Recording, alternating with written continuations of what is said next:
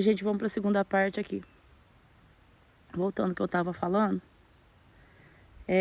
Depois que a segunda professora me alertou, aí o Gabriel, meu bebê, já estava um pouco maior, eu comecei a olhar de forma diferente. Comecei a observar certas coisas no Otávio que talvez eu já via. E como eu já tenho esse costume com ele, né, há 7 anos, eu achava que estava tudo bem, mas eu comecei a ver coisas nele que realmente era demasiado demais, né?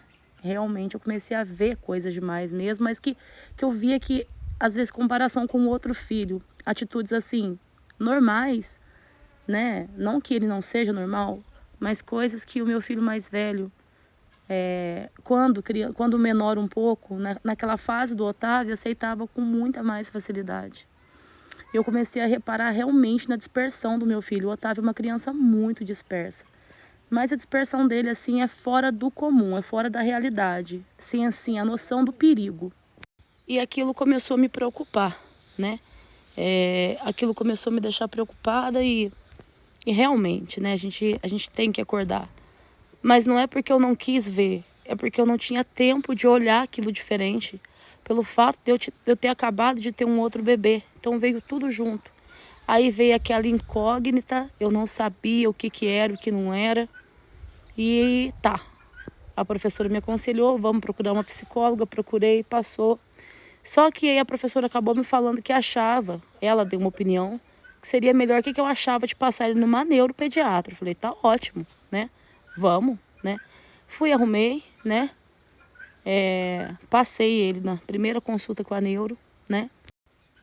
A professora me deu um encaminhamento, peguei o encaminhamento da psicóloga, né? Na época até então, para poder explicar o porquê de eu estar passando o Otávio lá.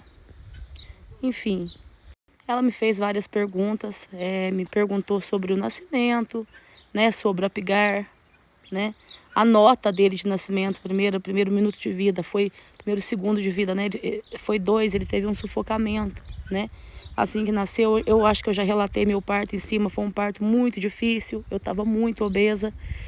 E outras coisas. Ela foi perguntando e ele já tinha horas que ele estava esperando já a consulta dela.